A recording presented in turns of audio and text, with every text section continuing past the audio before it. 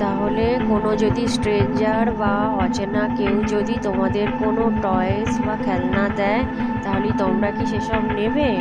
তাহলে কেউ কিছু দিলে তোমরা কি বলবে? নো, না, কারোর থেকে